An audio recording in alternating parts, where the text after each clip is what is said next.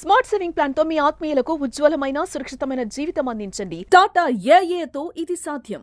భర్త భార్యని కత్తితో మెడగొట్టినటువంటి ఘటన ప్రస్తుతం జిల్లాలో హాట్ టాపిక్ గా మారింది.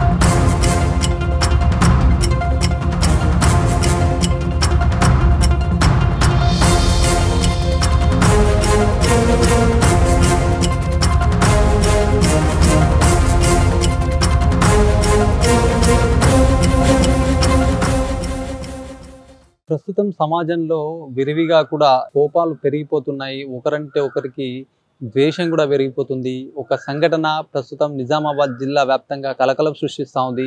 భార్యాభర్తల మధ్య అనుమానం పెనుభూతంగా మారి కూడా భర్త భార్యని కత్తితో మెడగోసినటువంటి ఘటన ప్రస్తుతం జిల్లాలో హాట్ టాపిక్గా మారింది. తన పిల్లలు కళ్ళెదురుగా చూస్తున్నప్పటికీ కూడా ఆ భర్త అతి దారుణంగా గొంతు కోయడం పట్ల కూడా ప్రస్తుతం ఇది వినడానికి కూడా చాలా జుగుప్సకరంగా కూడా మారినటువంటి పరిస్థితి.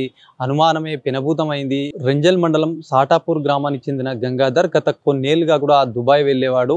ఈ క్రమంలో కూడా తన భార్య పైన అనుమానంతో కూడా గత 2 ఏళ్లుగా ఇద్దరి మధ్య కూడా పొసగడం లేదు.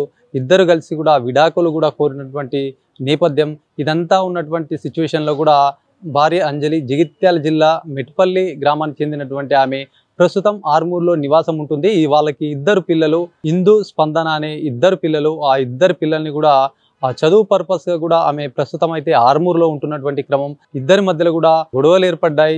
కొన్ని రోజులుగా కొన్ని ఏళ్ళుగా కూడా కలిసి ఉండడం లేదు. ఈ కారణంతో మొత్తానికి విడాకులు కూడా తీసుకుందామని నిర్ణయించుకున్నటువంటి క్రమంలో కూడా గత నెల క్రితం అయితే దుబాయ్ నుంచి గంగాధర్ వచ్చాడు. ఈ నేపథ్యంలో ఆ బోధన్ కోర్టులో కూడా దీనికి సంబంధించినటువంటి విడాకులు సైతం ఆ కోర్టుకు సంబంధించి వెళ్దామని చెప్పేసి ఫోన్ చేయడంతో అంజలి కూడా ఆ నిజామాబాద్ చేరుకున్న అనంతరం కూడా తన మాటలతో ఈ రోజు కోర్టు లేదని సోమవారం అని చెప్పేసి చెప్పడంతో కూడా తిరుగు ప్రయాణమైంది అంజలి.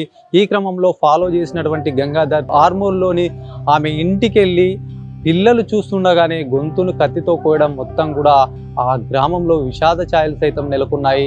చూస్తుండడంతో పిల్లలు కేకలు పెడుతూ కూడా తండ్రిని ఎంత బతిమిలాడినా కూడా అక్కడ ఉన్నటువంటి సిచ్యువేషన్లో ఆయన వినకపోవడం, గొంతు కోయడంతో కూడా కీకలు విన్నటువంటి యజమాని కావచ్చు, స్థానికంలో వాళ్ళందరూ కలిసి కూడా పోలీసులకు సమాచారం ఇవ్వడం, పోలీసులు కూడా వాళ్ళని అదుపులోకి ఎవరైతే గంగాధర్ ఆయనను అదుపులోకి తీసుకున్నటువంటి పరిస్థితి. నిజామాబాద్ జిల్లా సిపి సాయి చైతన్య సైతం కూడా సంఘటన స్థలానికి వెళ్ళి పరిశీలించారు. నిందితుడిని అయితే ప్రస్తుతం అదుపులోకి తీసుకుని కూడా కేసు దర్యాప్తు చేస్తున్నారు. మొత్తానికి గత కొన్నేళ్లుగా కూడా ఇద్దరి మధ్యలో కూడా ఇదే మనస్పర్ధలు చెలరేగాయి. అనుమానం పెరిగిపోయినటువంటి గంగాధర్ కూడా అప్పటి నుంచి కూడా విడాకులు సైతం కోరుకున్నప్పటికీ కూడా ఈ క్రమంలో ఇదంతా ఆవేశంతో కూడా మొత్తం ఆయన చేసినటువంటి పనికి కూడా ప్రస్తుతం అసలు మానవ సంబంధాలు ఎటుపోతున్నాయి, కుటుంబ నేపథ్యం ఎటుపోతుందని చెప్పేసి చాలా వరకు అయితే ప్రశ్నలు రేకెత్తుతున్నటువంటి పరిస్థితి ఉంది.